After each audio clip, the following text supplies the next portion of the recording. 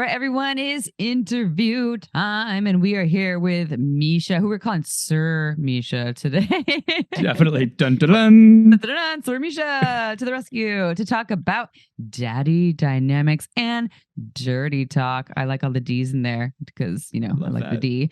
And I also just love all these topics. When we were emailing about this, it's like, so we're talking like daddy issues or like daddy role play, or what we're talking about. So we'll all find out, everyone, what we're talking about. And there will be some tips and tricks for upping your dirty talk game. I heard there might be some fun exercises in April and I might be on the spot. So stay tuned. So super excited to have you here. And even though our listeners already heard a little bit about you in the intro, can you please tell us and our listeners how you got to where you are today in the field of sexuality? Oh, thanks. It's such a joy to be here with you both. So I came about it. I mean, honestly, the really short answer is the play party community of the Bay Area. Immense and really wide-ranging sex-positive world.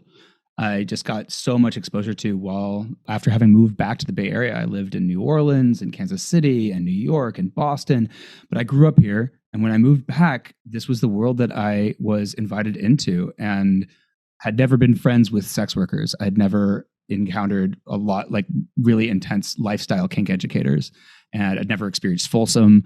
I explored my full pansexual range after moving back here. So I credit San Francisco, honestly. Thank you, San Francisco. Thank you, San Francisco. We love you.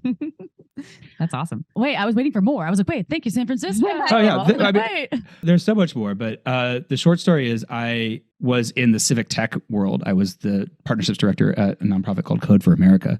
And then Donald Trump got elected and I'd burned out, and I went to Southeast Asia, got in shape for the first time, and came back to San Francisco. And then for the first time in my life, I was perceived as hot.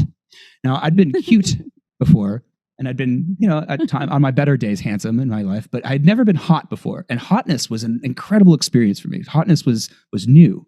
And I started to get invited into erotic photo shoots. I started getting invited to do an erotic dinner series. Gay men paid a huge amount of attention to me, and women paid a lot of attention to me. People were inviting me into spaces that I had not been invited to before hotness occurred. And hotness was revelatory in that way. I was like, oh, this is delightful. This is great. And it was problematic in so many ways, but yeah. So there was this element of it also that I got to explore my exhibitionist side, my performative side. I also, at that time, Me Too was hitting, and I started hosting a series of workshops in my apartment in the Haight called Men Confronting the Patriarchy. A little on the nose, I know, but that was what we did. It was a 3-hour workshop where men confronted the patriarchy. It was very intense and deep, and over 100 men came through that workshop. And I got a lot of encouragement to shift my life path to coaching, and that's when I got my certification, started doing all my supplemental trainings in sexuality, and that's been putting me on the path that I'm on now. Nice. Yeah, thanks, hotness. Yeah. And in conjunction with the episode's title and theme, can I call you Daddy?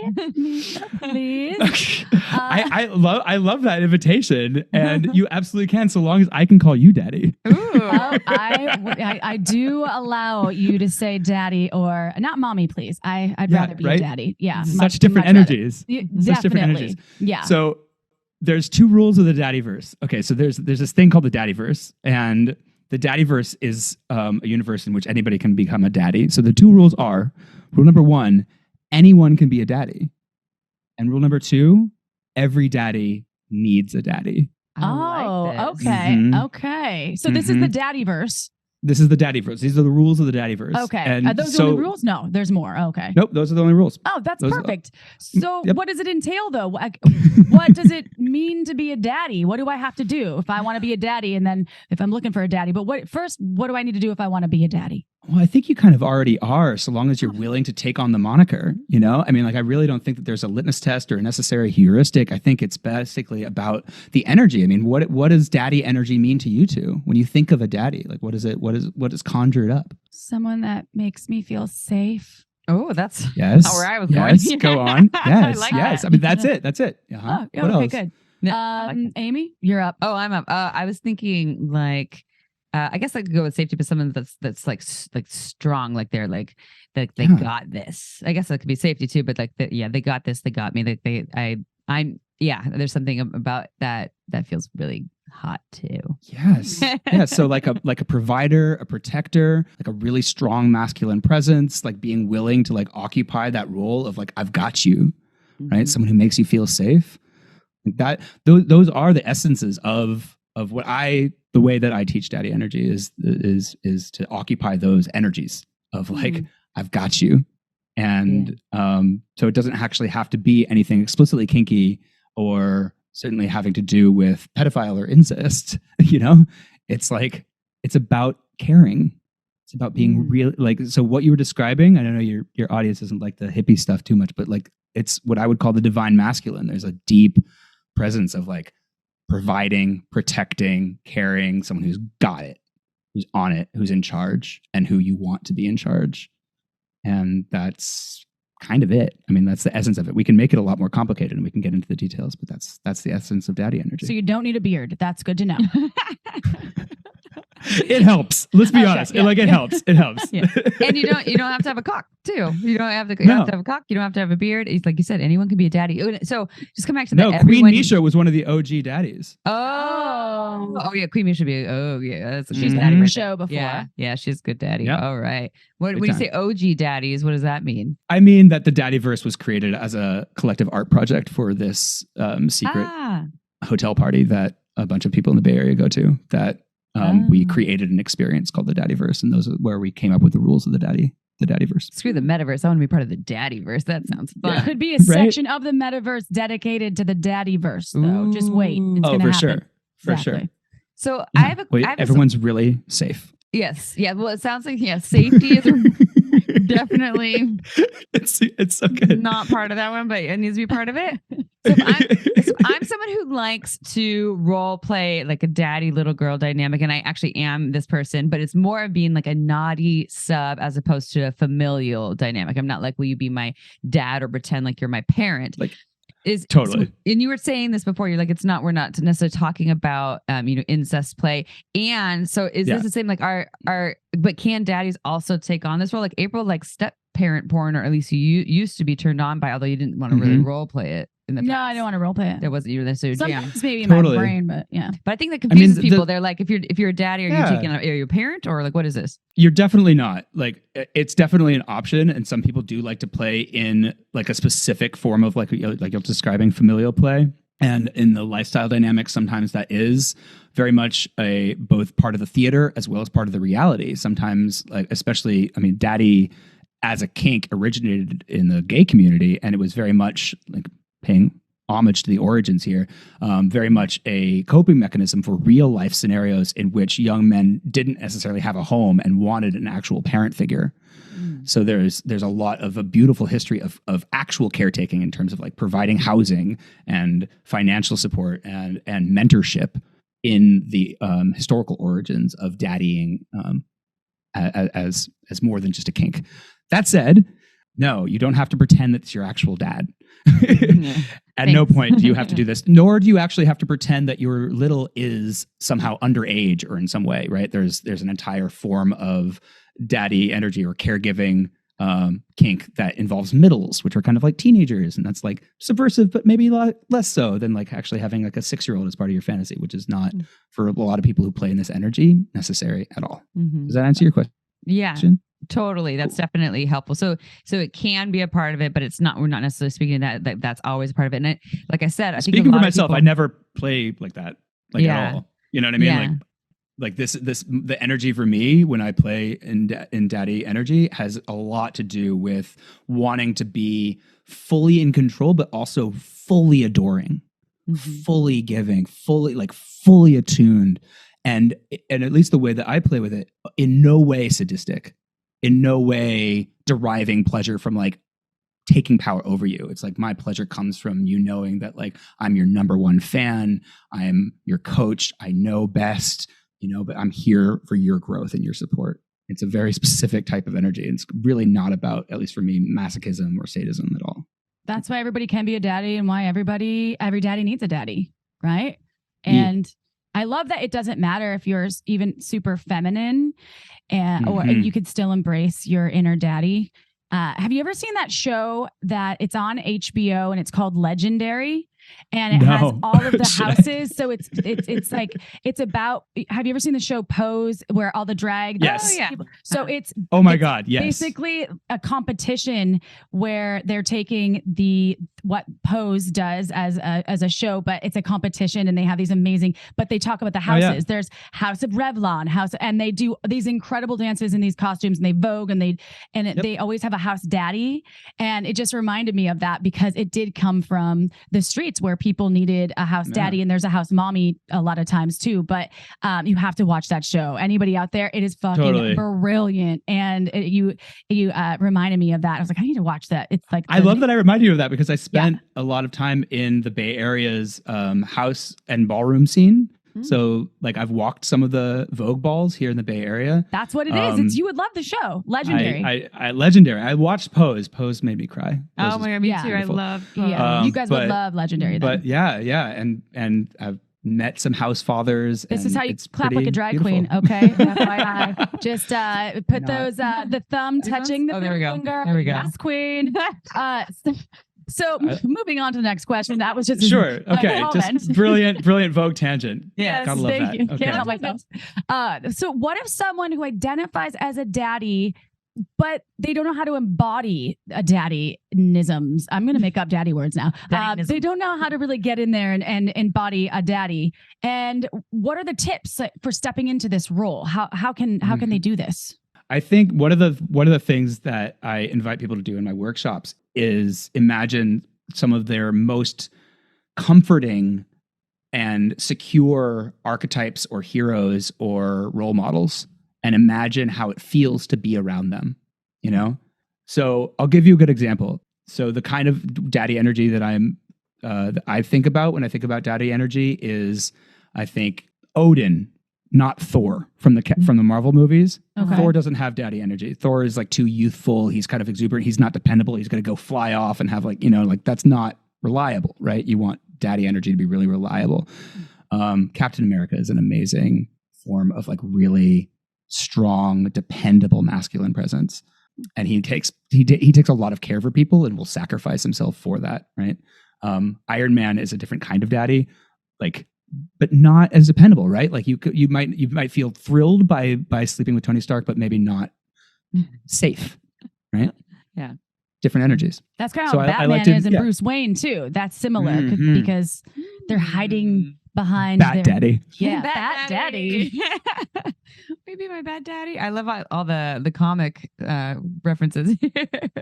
Trying to think of like cartoons, like in the Disney world. Like, who's the Disney daddy? Ariel's dad. The Poseidon? Is he Poseidon? Poseidon. Ariel, big not time. Ariel. Yeah. Yes, Trident Poseidon. Daddy. Yeah, Trident Daddy. Yeah. Ooh, all right. Mufasa too. A little right. vengeful. Mufasa. Yes, for sure. This is a fun game. Can so we just keep this going on? They're fathers, but they're also, right? So like Mufasa's a great example because he's daddying his whole kingdom, right? And he doesn't have that element of leadership that's fickle or egotistical. Like you can feel safe giving him control, right? He's like the epitome of that in Disney fashion, very, very like cleanly that, So is daddy, like when you're embodying your ultimate daddiness, this is something you can step in and out of? It's a role you can take on and then take off in other areas of the world? Yeah. Oh, absolutely. In fact, I think it's pretty important that, I be in, at least for me, that I be in flow with the people around me who have not all consented universally to me daddying them, and there is this wonderful energy that when I host a lot of events in my home that like I really enjoy settling into that energy when I'm called to, when it's clear that the people around me are essentially consenting to give me that energy, when it's like Mischa's going to hold the space and make sure everybody's safe. That's an energy that I really love. Being 41 now and not being an actual father, I've actually found myself really embracing more and more as I get older, the desire to embody this caring, nurturing, providing energy without actual dependence. It's a little bit easier that way, huh? Smart tactic. We did no diapers. Yeah, we did that over here. We just have dogs, so we're dog daddies. Yeah. Oh, we're dog daddies. Okay, so Yeah. I have another question. So, what if I'm someone who wants a daddy and I don't have a daddy? Where do I go and find one? Or what if I have a partner who is that I don't feel like is embodying daddy energy? I'm kind of craving that. How can I encourage them as a partner to maybe step into that role without being like, "Why aren't you my daddy?" So, the two-part question. Totally. I have a tantrum. I think what one of the things that's really challenging about daddy energy, and I'll just speak in heterosexual like sex dynamics right now, just for now, is that it's almost considered politically correct to take that much control if you're in a male body. It's like I'm not just talking about like getting on top, right? I'm talking about literally embodying the thing where and you're telling her how wet her pussy should be before you enter her. Like it can be that much control and that much like, no, I know what's best. And that's a lot, and it's definitely not politically correct necessarily. Like, so I think a lot of men are daddies just in waiting, and all they need is the invitation to really, to be like, I want you to take that much control. I want you to, to tell me what to do with my body. I want you to play with me the way you want to play with me. I want to please you, and I want to know that I'm completely safe with you, and that you'll never do anything that will hurt me.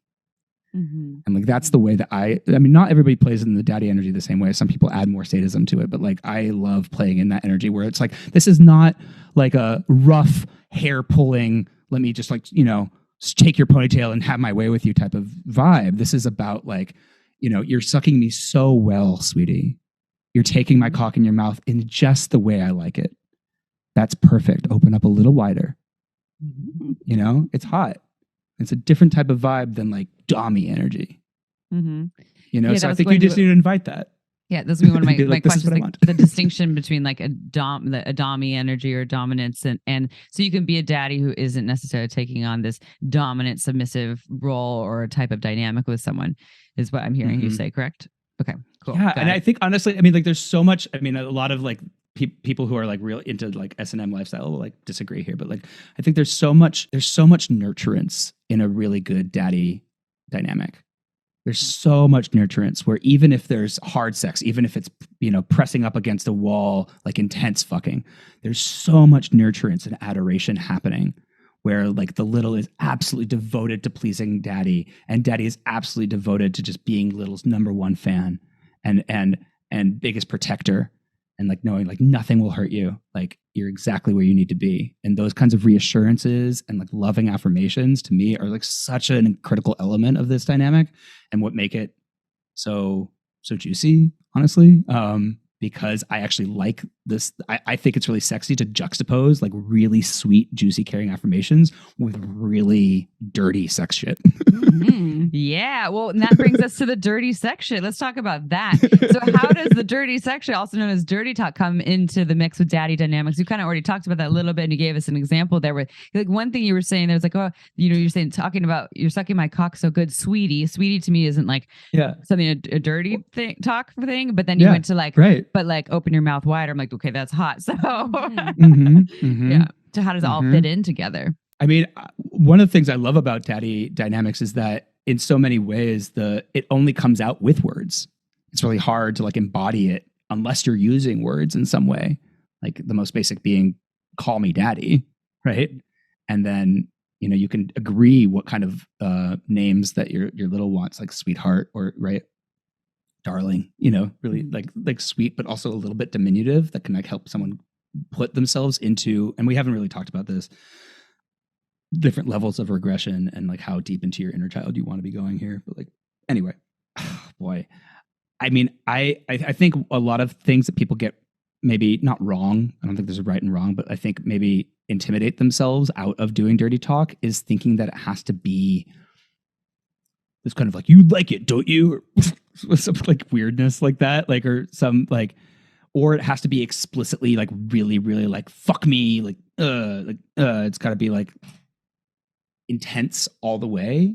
Like one of the things I like to invite people to do if they're new to dirty talk is simply to practice sensual exhales.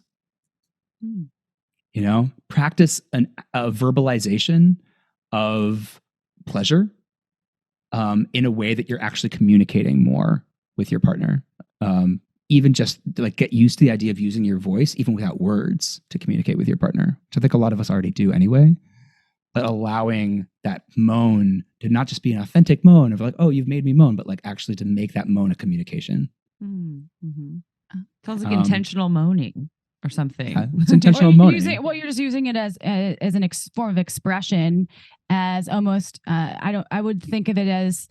No, it's dirty, but it doesn't have to feel dirty. That's how sometimes I feel when I'm oming at a yoga class. I'm like, oh, yeah, I can feel my pussy as I om in that yoga class. Yeah. Hell yeah. So let's practice it. We're gonna practice our sensual exhales. All right, okay? Here we go. So, yeah, feel it from your belly. You know, guide us, Daddy. Thanks, Daddy. Okay, so we're gonna take a deep breath in, and then on the out breath, we're just going to allow our breath to leave our body in as sensual a way as possible. Don't overthink it, but make sure that we can hear it. Sound good? Yes. I was holding my breath. Okay. Yes. Okay, I'm ready now. All right. Deep breath in. Okay.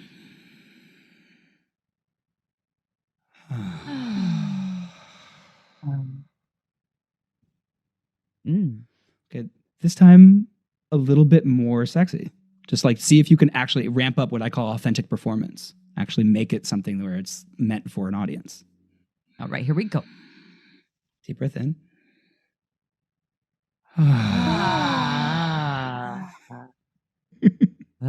Ooh. Yeah. So after a few of those, right, there's more where that came from, right? So another great technique with dirty talk is to simply be saying what's already happening and saying it out loud and then saying yes or some version of yes afterwards. So if they're nibbling on your earlobe, be like, yes, I love it when you nibble on my earlobe. Yes. Right. But putting that in your sensual voice, right? So you don't actually have to make shit up. You can just say whatever's happening. Say, I love it that you're doing that. I love when you do this. I love the way you're doing this. A big piece of sexual talk or of words in sex that's overlooked is affirmations. I love that you're doing this. I love how that feels. This feels fabulous. Just affirming what's already happening is an incredibly great way to get into dirty talk. Like, this all feels fabulous, but like, I'm going to take the time to say it. So let's right. So the other thing to do with dirty talk is accessing what I like to call the sensual voice. And that can look a lot different. It can look like high pitched or coquettish or dominant or daddy-like or sultry, right? But you can access different kinds of voices. You can be like, yeah, or like, yeah, right? Like you can actually, there's all this kind of performance, right? This is all vaguely, there's a performative element here that I think it's important to kind of lean into a little bit. You're getting creative. Mm-hmm. So you can say a sentence like, it feels so good when you rub my inner thighs, in your normal conversational voice, or you can say it in your sensual voice. You want to try? Yeah. Go away for go.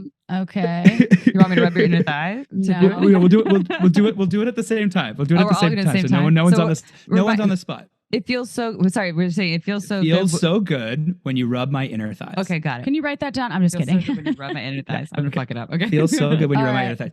So the goal is to just say it sensually. Okay, we'll all do it together. Ready? 1, 2, 3.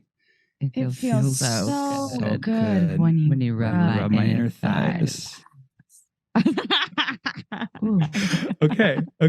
We're gonna do it one more time, and this will be the last exercise, I promise. But we're gonna do it one more time, but just ramp up the sexy. Okay. Yeah. Okay. Let's do it. Right. 3, 2, 1. Feels so good when you rub my inner thighs. It reminds me of like when we listened to the Dipsy Give yourself app. a round of applause. Yeah. Come on, give yourself a round of applause. Good job. So have you heard the Dipsy app before? It's an app, I audio. love the Dipsy it's app. awesome. And I'll play it. Amazing. I'll play it sometimes when April and I are working and she's like trying to work and I'm playing, and it's highly distracting. And they speak very slowly, and there are often talking about like what you're talking about here, right here. Like, my hand is here. I love with your hand caressing, and now it's making its way down to my pussy. But they're speaking really slowly and sultry, and then there's the accents. Oh my God, the accents. They sound real. They sound legit. That would be a good way. So this is a good, I think, time to ask. Dipsy's amazing. Dipsy is amazing. Yeah, So if it's just so good. It is. Right. We love them so much. So if you're shy, go ahead, April. You're super shy, because some folks are. These are great tips for if you're shy. Are there other things they can do if they're not comfortable even approaching this because they feel uncomfortable? They're just like, I don't know if I'm ready to change my voices. Should they practice? Other tips do you have because these are great tips, but so I have so many tips. I love tips. I love tips. Okay.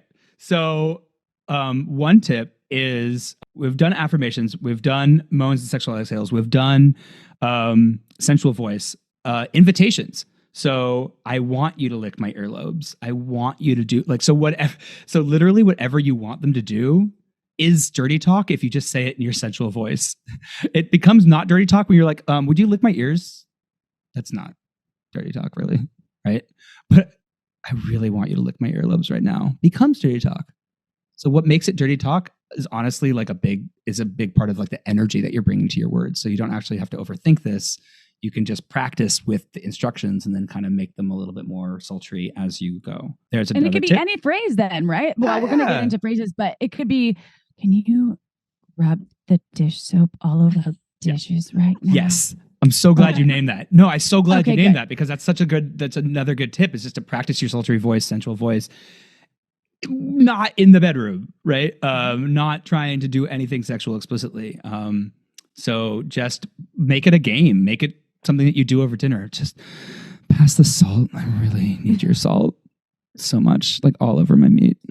Why not? I love that. Or even if you want to insult the food, like April would say to me, like, Amy, you really undersalted the food. You need to bring it back to the kitchen and make it all over again. This could be really fun, like a fun game to do all day long. I like this. Can we do a whole episode with this?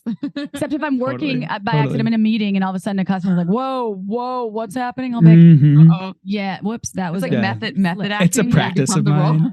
It's become the role. Yeah. I like that. Yeah. Another great one. And listen, I mean, I know this might be like opening up a whole nother kind of words. Is after COVID hit, I taught a whole bunch of phone sex workshops. Like phone sex is a whole other animal, but it's certainly related to dirty talk, like losing your words, but like to really craft entire scenes or entire worlds. So I've actually known a number of couples that have gotten into dirty talk through phone sex. One of the partners traveled all the time. They wanted to remain connected. And they got into phone sex as a way of staying connected. And then they brought that back into their sex life when they got back home. Oh, that's awesome. And now we have like FaceTime sex and like Zoom sex, like all the Skype sex. I started a whole organization just to do virtual sex parties during COVID. I had a 500 member organization just doing that. And we threw huge immersive experiences. Oh, did you? Oh, yeah. I mean, was it with Bonobo Network? No. Or was no. I was started a separate. Okay, I went to one of Bonobo Networks. Oh, okay. We did like, it was so hot. Yeah, right. Like we did like you can do things where like you're in a group of people and everybody's touching themselves on Zoom, but then you're in another person on a separate phone call. You're in one person's ear, so you're telling them what to do to their body, so that everybody else can see them, and they know everybody else can see them, but they can't hear the voice in their ear, but they can only hear that person's moans. So everybody can hear their moans, but not your voice in their ear telling them what to do. Oh, there's so many different ways to use virtual sex, especially as a group, to do really cool, sexy stuff. Oh, we're so advanced in the fun things that we can do. Because back in the day, the phone sex operator was just, a landline, one 900 or something. Right. Yeah. And really one way, right? And that's the other thing I want to say for all the shy people out there. Like, it does not have to be mutual. Like, I know a number of partners where like the man is much more comfortable using his words and telling the woman how he's turning her on, or telling the woman what he's doing, or using his words much more in sex or in the phone. And all she kind of has to do is say, yes, like, I'm enjoying this, or like give a moan here and there, and like, great, like that works. It doesn't have to be equal. There's no right way to do it. There's a lot of different ways it can look. And sometimes it's like, actually, it would really turn me on to have you dirty talk in my ear. And I'm not really ready to do that to you yet, but I really want you to do it to me. That's fine. Mm-hmm. Okay. Well, there's a lot of good info here. I want you to keep going. Yeah. Yeah, you're more friends. Yeah. Well, and that was a good example what you said, because a lot of people have, and the question April asked is, we've received a lot of emails from listeners. Can be really scary. And especially if a partner's kind of pushing you to do this. And I'm assuming there's a way to not be super forceful. And I don't know, did we talk about that? How we can maybe ask our partner for more of this in a loving way that doesn't make them feel like, oh my God, I'm on the spot and being really pushed to be something that I'm not. Like, I've had that happen with partners in the past. Like, I want you to do more like role play and put on a naughty schoolgirl outfit and take on this role. But I was like, I feel like I'm a terrible actor, actress, or acting human. But I have discovered ways to tap into that. But I had to do my own version of that, and not something that they wanted me to be. So do you have any tips on that one? Yeah, I think that anytime it's one partner telling a partner, like, I want you to do a thing, you're kind of off on the wrong foot already. I mean, it's good to voice your desire, but the more that you can approach something, especially something as challenging, demanding as role play, in a collaborative sense of being like, right? So instead of being like, I want you to be a cowboy, right? And I'll be the cowgirl. It's better to be like, what do you think about like co-creating a cowboy scene? And then it's like, yeah. So like, I could be the cowboy. Like, yeah. You could be the cowboy, and I'll be the, like, well, what do you think if I be like, maybe I'm your girlfriend, or no, actually, I think you should be like my wife, and I'm coming home from a long journey, or whatever, So there's a collaborative element where we're both co-creating. And I like, especially with role play, I like to co-create the story before we play, so we can both kind of like access parts of the story that we both co-created beforehand. And then there's less pressure on like coming up with storyline extemporaneously while also trying to be sexy. It's kind of a tall order.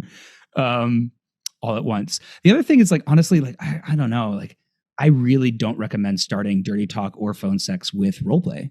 I really generally recommend starting with like a lot of affirmations, a lot of sensual exhales, a lot of moans, and getting into the body with the breath. Like, using the breath to like start articulating your turn on with your voice, and not making it more complicated than that. And then moving slowly into things like affirmations. I love it when you do that. Please do more of this to me, but just in a sultry voice. So more instructions, invitations, and affirmations, but in a sultry voice. Then like eventually you can get into a thing with phone sex, for instance, where you're creating whole scenes, and it's like you're narrating an erotic novel. Right. And you can say, and now I'm pushing you up against the wall of the alley, and I'm hiking your skirt up around your hips. You can actually narrate the entire thing. So it's a fantasy that you're both creating. Really, really advanced things, and you should only do this with consent, involve using your words to tell the other partner what they're experiencing, or what they're thinking, or what they're feeling, which is really edgy.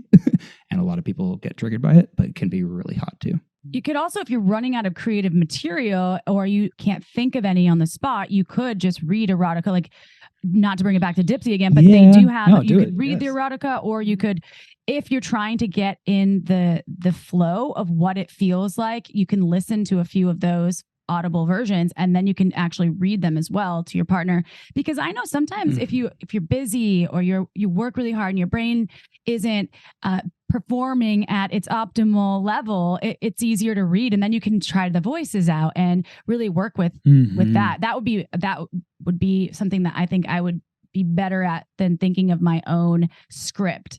I would get nervous, and then I would probably shut down and be like, you know what? I can't do this right now. I got to go to the bathroom. I so appreciate that you named that. Totally. I think that's a really good point. Okay, good. Yeah, she's okay. Yeah. Oh, you did a good job, April. That was good. Oh, yeah, good. That's when she loves here, and then she did a good job. So, can we say it in a nice? April, you did such a good job. Right? Thanks, so good, Daddy. April. Oh, thanks, daddies. And you can have multiple daddies at once, right? All at one time. I can have like 15 daddies. Oh, absolutely. Oh, yeah. All right. Oh, absolutely. The Daddyverse. There's a lot of daddies in the Daddyverse. It's the Daddyverse. Welcome to the Daddyverse. Yeah, finally. I'm so The glad we're water's here. warm. I am. The water's warm. Something so comforting about that. So, Mischa, tell us more about Beyond Consent and your upcoming offerings as well. What do these look like? Thank you. Okay. One thing about dirty talk and getting into all these juicy things and daddies is that you've got to really, really know how to stay in integrity. And especially if you're assuming the role of someone's daddy, that's a massive responsibility. If I'm taking you on an erotic journey with dirty talk, like that is a big responsibility. There's so many ways that you can fuck it up. And so a big part of what I'm teaching in Beyond Consent is the idea of sexual integrity. So Beyond Consent is a 2-month immersive course experience with 50 people. It's taught with 3 assistants. It's a really well-held online container. And it's taught in partnership, or it's run in partnership with the Bonobo Network, which is the Bay Area's premier sex-positive community organization. And the idea of going beyond consent means not using consensual interactions as the floor or as the ceiling for what you're looking for in sex. Like a successful sexual interaction is not something that's simply consensual, right? God help us if the best thing we can say about the sex we're having is that it's consensual, right? So given that, not just that we want sex to be better than just consensual, but we want but like sex that's consensual can still be harmful. I don't want to right? We need to go beyond consent. And that means staying deeply in our integrity and having a proper accountability practice. Especially if we're going to do risky shit like kink or dirty talk. And I've been shocked by how many people in the sexual arena, people with lots of experience, as well as sometimes even people teaching this stuff, don't really have an integrity and accountability practice for themselves. And so when they fuck up, they get defensive, they minimize, they evade, they, try to silence the people accusing them. Like, it's really ugly. And this happens all over the world. And this happens both in leadership circles, but also just individually. I mean, how many times have you been out on a date with someone or done something a little awkward and you're like, I don't really trust this guy to take this feedback well, so I'm just not going to give it. Mm-hmm. Mm-hmm. Yep. Mm-hmm. So that was the origin of Beyond Consent. And that said, it's been taken by people of all races and genders and ages. My last class had people in their 20s up until their 60s. And it's incredible how much an awareness of our own sexual integrity plays out in not just consent interactions, but in our day-to-day interactions, how we make ourselves safe to say no to at work or in life or with our loved ones, our partners, our spouses, our families. A really powerful practice for doing repair and apologies, a really powerful understanding of power itself and how power overlaps with consent and sex, and how it can be sexy to think about power dynamics like we've been talking about, like daddy and littles, but also really, really hard to navigate unequal power dynamics in a way that feels good to both parties if they're not named and if both parties aren't really aware of them. So that's the stuff that we deal with: integrity, accountability, power, repair, all the kind of less fun, sexy stuff, but that makes all the fun, sexy stuff possible. Mm-hmm. Yeah, better. It's like something that would be really helpful to learn about before you go. If you're brand new to role play, daddy stuff, dirty stuff, go do all this stuff first. Go talk with and that's sometimes we have to go through all those pieces. Or actually, I think most of us probably should at some point before we get to the fun, sexy stuff. This applies to most things with sex. It's like, I want to learn X, Y, and Z about how to spice up my sex life. Okay, but have you learned to talk about sex to start? Yeah, exactly. Have you learned to own your yes and own your no, and boundaries and all these things that are really important. So when is this? So this is going out, this episode early February of 2023. When is this workshop? Or kind of work? Or the course runs from March. The course runs from March 14th to May 2nd on Tuesday evenings, Pacific time, 6:30 to 8:30. You can find everything at beyondconsent.love. And you can ask me any questions. Just name drop Amy and April, and I will totally respond. I'm just kidding. You don't have to do that. You can just email me directly from the website. And I invite, I've had a lot of married couples take this course. I've also had single people. So it's for people who really want to level up the way that they relate. And the kind of the thing I'll just name is that thinking about the stuff that we're going to talk about in this course is what often gives people the confidence to take more sexy risks. Nice. You're asking one of the reasons that men are maybe hesitant to take on daddy roles is like, we don't know what to do if we fuck it up a little bit. Like it's hard, it's scary. I don't want to do something that might hurt you. But if I know how to like hold my integrity, and if I know that if I fuck up, I know how to fix it and make it better, that'll give me a lot more freedom to take risks with you.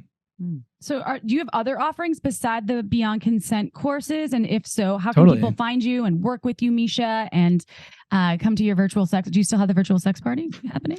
I am not running forLove anymore, which is the name of the organization I founded. However, the team of badass women that are running it are going to be throwing more virtual sex parties. So check out forloveparties.com and sign up for their mailing list so that you can find out about those. And you can also enroll at Bonobo Network if you're interested in exploring your sexuality in community, which I highly, highly, highly recommend. So that's bonobonetwork.com. To find out about working with me as a coach, which I work with people, but primarily I work with male leaders, especially leaders who have a lot of responsibility and have a lot of opportunity and really want to step into a higher level of integrity and accountability, specifically around sex. So yeah, Joe Biden just took your course, right? I wish, but I have had a number of major, of CEOs, like $1 billion CEOs, major nonprofit executive directors, as well as sexual leaders and teachers, instructors, university professors who just know that they're like, wow, I'm surrounded by a lot of temptation and I want to really make sure that I'm in integrity, or I've fucked up in some way and I want to make sure that I repair in a way that's really in alignment, or I've been called out in some way and I really want to make sure that I'm acting in integrity moving forward. So those are a big kind of portion of my clients. I also just work with men who want to be better at all the stuff that I've been describing today. And so you can find out more at Evolve.Men. Evolve.Men. Okay. Mischa, you're wonderful. We love you, Daddy. Thanks, Daddy. Oh, that did feel good. You both did so good today. Thank you. I'm so proud of you both. That was amazing. And I'm going to use some of these things and I'm going to practice them first, but I'm going to use some of them today after we finish speaking to you. And I'm going to start that practice by talking to all of you sexy, shameless sex revolutionaries. Go ahead and rate us right now. Get those big or little fingers. Scroll down and give us 5 stars, okay? Thanks, daddies. On Spotify and iTunes. On iTunes. And if you don't go anywhere because Daddy Amy over here has something to share with you because we have a teaser for you right I love after the show. Oh, yeah. No, but we really do for real. Do, yeah. So listen up. So okay, now I'm going to be a strong daddy. Listen up. Was that a good one? You sound like you're from the East Coast, but I like it. That's my East Coast daddy. Yeah, East Coast daddy, I like it. That's hot. So like April said, listen up because we have what we're calling a teaser, a sizzler, a teaser, a trailer. So I just made a trailer sound good. If you stay tuned for this trailer from our podcast network, the Pleasure Podcast Network. We love the Pleasure Podcast Network so much. Oh my God, so good. It feels so good. And ears inside my ears. Oh yeah. And if you want something else inside your ears, then stay tuned for this very brief trailer of the American Sex Podcast with Sunny Megatron. She was on our show. What episode, April? Episode 246. It was about kink. It was really hot. She was also at a Showtime show there for a little while. Yeah, she was. Yeah. So here. All right. Anyways, stay tuned. And thank you, Mischa. We love you so much. And thank you both. Yes, you're awesome. And here's that trailer, everyone.